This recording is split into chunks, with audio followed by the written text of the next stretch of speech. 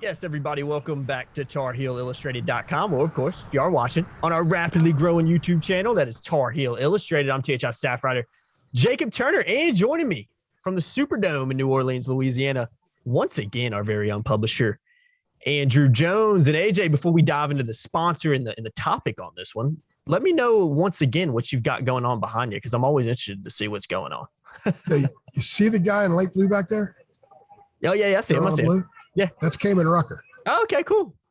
Linebacker for the football team. Yeah, Each school has a student athlete selected. Together, they will sing the national anthem tomorrow before the Kansas-Villanova game. And he's the representative at UNC. That's sweet. His dad, is that his dad over there too? That's his dad. Now, that's not him right there. That's his dad up there. Cayman, well, wait a second. Where's Cayman? Cayman's talking. He's over there somewhere. That's you can kind of see him through the gap. Yeah, that's his dad right there. Anyway, I talked to Cayman earlier when he, during Carolina's practice, did interviews you can find here on the YouTube channel. And we have it on our site at TarHeelIllustrated.com. And I tweeted it out at Heel Illustrated. I'm promoting stuff, right? Got to tag doing a good job promoting. Follow us on Twitter. We're almost at 29,000. Yeah, people always tell me, you don't promote enough. Well, I'm promoting right now. Throwing it out. Anyway, Cayman's out there. They've been practicing the national anthem. There's going to be some other stuff going on. They're getting ready for tomorrow. I guess they were trying out the acoustics with these kids coming together from 4 different schools singing the national anthem. And I don't know, they got some dancers or something coming up here. So we should probably blast this thing out before it gets wild in here. And then we'll be trying stuff. They already had the practices today and the Reese's All-Star game that Alondas Williams from Wake Forest played in, by the way. And so there's stuff will be happening in this building through the night into tomorrow for tomorrow's Final Four. It's a big damn deal, man. No doubt about it. You can tell it definitely is. So we'll try to rock and roll through this one before we get blasted out by some acoustics. Again, real quickly before we dive into the topic on this, was obviously Friday Media Day, open practice for the Tar Heels and all the other Final Four teams as well. Want to shout out our sponsor in this one, My Perfect Franchise. So Andy Ludicky is actually the guy who owns this one. He's a longtime Rivals member, diehard college football fan and franchise veteran. He's owned multiple franchises and businesses. And now with this business, which you can find at myperfectfranchise.net, he uses expertise to help others find their American dream through a very thorough and free consultation process. So if you're looking about maybe switching careers, experienced entrepreneur, looking to maybe diversify your portfolio and try to open a franchise somewhere across the United States, Andy Ludicky is the guy to talk to. You can get that consultation meeting with him for 100% free. So what do you really have to lose? Again, guys, link is in the description below. Check him out at Find Your Perfect Franchise. You can find that in the link below at myperfectfranchise.net. Big shout out to Andy Ludicky for sponsoring this one. AJ, let's dive into the topic of this one. I want to start with the press conferences because that's obviously what Carolina did first when they had their open practice in front of fans. So let's hit on that for a little bit. Just so people who maybe haven't seen, I'm sure a lot of people have seen our videos, had the press conferences on the stage like they always do with 3 players and Hubert, and then they had the breakout room interviews as well with a bunch of the players. So AJ, any tidbits? I know we talked a little bit off camera, a ton of interesting stuff going on around there. There's so much activity right now on Friday and just so many different things and directions we can go in this. So in a quick summary, I guess, because we could probably go an hour on this podcast, any things that stood out from the press conference, any insights, observations you can kind of let us in on from that in particular before we talk about the open practice? Well, I will say that there's a lot more activity today from a working standpoint than there will be tomorrow. Tomorrow will be the rush when the Carolina game starts, and then I'll probably be up till 5 or 6 in the morning putting stuff together afterward, whether they win or lose. Today, you had the press conference. It was Hubert for a while. Then he was joined by Brady and Armando. Prior to that, each of the 5 starters had their own breakout room. The breakout room, it's like a small little area. It's like a mini press conference. Yeah, and there's a moderator up there, and you raise your hand, they pick you. It's kind of like school in some ways. And the teacher got the answer, and then you get to ask a question. It's pretty good. They have a lot of they're kind of liberal about allowing follow-up questions and exchanges, and that's the value to me because the Q&A, the straight ask question, get answered, then somebody else has to throw a different question. Those are okay because it's better than nothing, but I'm all about getting an exchange, getting a little back and forth going with somebody on something. And I had that a little bit today with Caleb and really with all 5 starters. I was asking about the depth perception because when we talked to them yesterday before they practiced, they practiced afterward yesterday after the media stuff. So I wanted to know about depth perception because it's always a topic when you play in a dome, especially if you hadn't played in a dome all year. And none of these kids had. To my knowledge, I believe that nobody on any of the rosters here has played basketball in a dome, if I'm correct. Although maybe wherever they call it in Indiana, maybe last year they had that. Yeah. But I'm not sure if I can't remember. I always call it Hoosier Dome still. Then it became RCA Dome. I can't remember what the heck they call it now. But maybe there was some of that in there. But I don't in the earlier rounds, but certainly none of these teams were in the Final Four. So so they said no, not really. And Hubert Scott said a lot of stuff. He's been doing that to us. Are you Cinderella? He scoffs at that. Is there a depth perception issue? He scoffs at that. Yeah, he brushed that off real quick. Yeah.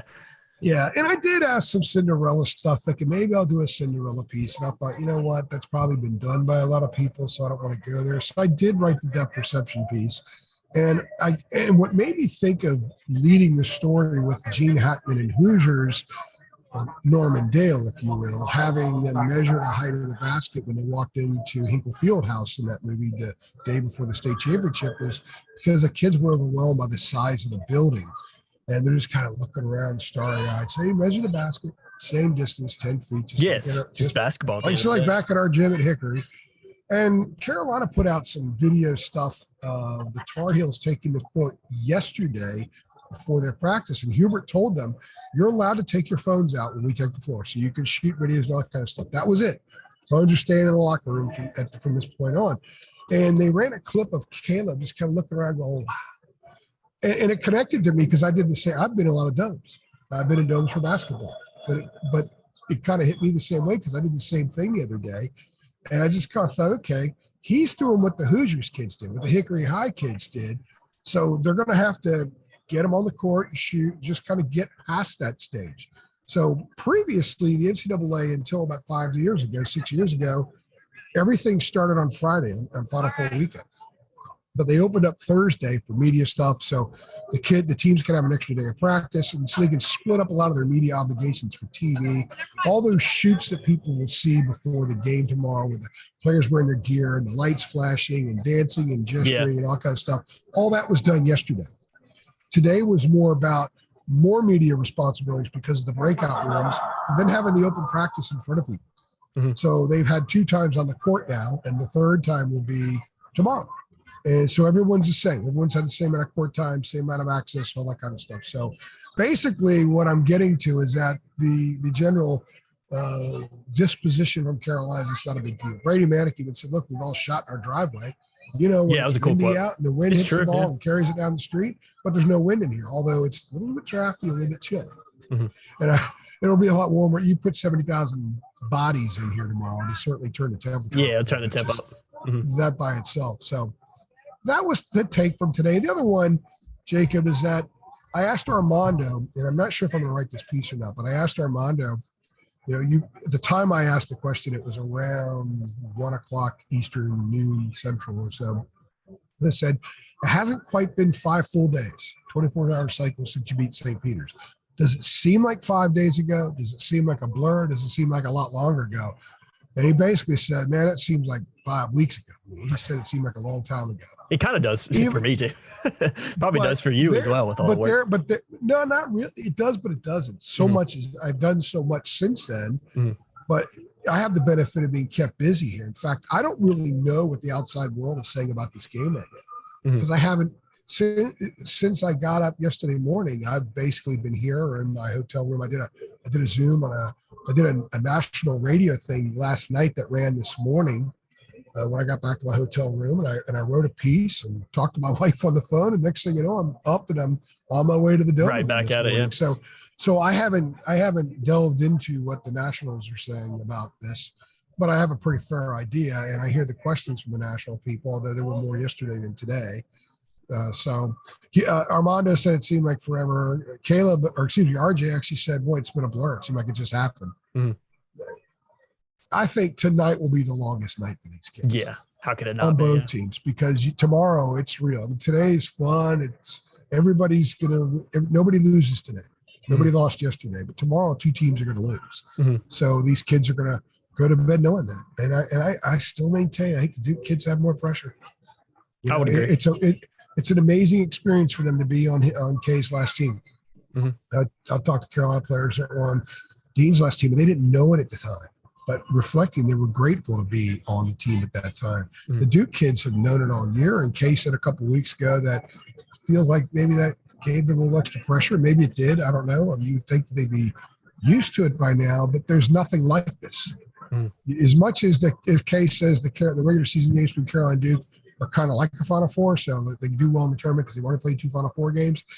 It doesn't have the pageantry that this has. It doesn't have all of the stuff. And this has a lot of stuff. And, everyone has to deal with that. So I would imagine the kids are ready to get this thing going because it's been long enough. And I would imagine as much the fans of both teams want to get this damn thing going. So we know the result, and people can then react to it instead of being freaked out and nervous in advance of it. Yeah, just play some basketball at this point with all the buildup that's going into it. It's just, it's a basketball game at the end of the day. It's going to be a fantastic one to watch too. But yeah, with all the buildup, I'm sure these players are probably just ready to get on the court and get everything started. Let's hit on the open practice real quick. We're going to keep this one relatively short. I'm watching those singers back there like a hawk because I know they're going to start singing here in a few minutes. And so if you guys see me staring at the screen intently, that's what I'm looking at. AJ, talk real quickly about the open practice with Carolina before we hop on off of this thing and get kicked out of the arena, for lack of a better word. And there is a couple videos on the YouTube channel real quickly. We'll be posting a photo gallery that Jen is down there, our photographer, going to post a few photos from that as well. So you guys can check that on the website. And she sent you, I think she posted some videos in there. Yeah. She wants you to put them together. Yeah. She wants to make me work, of course. Right. So so you can't turn her down. You can turn me down. So this request comes from Jenna, not AJ. I got to hop on one of the many things I got to hop on. And right on cue, here's the PA announcer. So real quickly, AJ, because we need to wrap this one up probably soon. Talk to us about the open practice, and then we'll head on out of here so we don't get blasted, our eardrums blasted once again. Nothing major. I actually spent a lot of the time talking to people around the program. I actually had a nice little chat with Jeff Lebo, and it's cool for him to be here because everyone else on the staff has been here as a player and as a coach in various capacities, or now as a coach as well. And he wasn't here as a player. The 87 team is one of the best teams in Carolina history, and they lost in the regional final. We talked about that a little bit, but the vibe I got from the players, both in the press stuff and watching them at practice, is the exact same vibe I got from them in Fort Worth and the exact same vibe I got from them in Philadelphia. They're ready to play. They have made tremendous progress. They're very confident, and I don't feel like there's any stress with this team right now. They're loosey-goosey, as my dad would say, and they're ready to roll, man, see what happens. I think that they're in as good a mindset as you can be coming into a situation like this, because honestly, to be perfectly fair, this wasn't expected. This is all gravy at this point. I think if they were a 35-2 team coming in here, there might be a lot more pressure because they're supposed to cut down the nets. Yeah. That's been the conversation all year. I know Hubert gave them pictures of the Superdome when the season started, and that was the goal, but it was a very rocky way, man. Rocky road. So they haven't been thinking too much about that all season. They've just been thinking about getting better from day to day. And they find themselves here, and I think that a couple players were asked, are you playing with house money coming in here? And they said, no. North Carolina never plays with house money. We are North Carolina. We're not Cinderella. We're not playing with house money. We're here because we're supposed to be here, and we still have 2 games to win. That's the mindset. So I think that the Tar Heels are as well positioned as they possibly. I'm speaking very loud, by the way. I'm just speaking to the microphone. They're as well positioned as they possibly could be. You gotta love it, man. You gotta love it. That's what you get in the Tar Heel Illustrated podcast, guys. Come on, hit that like button. We'll go ahead and close this thing off. I'll just close by saying I think that they're in a fantastic mindset, and I think they're going to play well. Whether they win or not, who knows? I think that there's some I'm going to have my 5 keys that you can read at THI, exactly what Carolina has to do and why I think they have a chance to win it, but they need to do too much. So go there, check it out. It's $8.32 a month. You can be an insider too. How about that, Jay? Good stuff, AJ. Good stuff, AJ. Hey, go ahead and close this out. Yeah, go ahead and mute yourself real quick, and I'll close this out if you can. If you can hit that mute button, I'll close this out real quick. Guys, that I've been Jacob Turner. He's been Andrew Jones as AJ hits the mute button. Apologies for the audio situations. We've been trying to do podcasts here in the arena. It's just there's, like AJ's talked about, there's a million different things going on. So trying to figure out a time when we can get a quiet arena for 20 minutes is basically impossible, as you've guys seen over the past couple of days. Regardless, we appreciate you watching. Make sure you keep it locked to TarHeelIllustrated.com. Again, make sure you check out Andy Ludicky as well. Find your perfect franchise. Link to that is in the description below. I've been Jacob. He's been Andrew. Like, share, subscribe, hit that notification bell. We'll see you guys in the next one. Thanks.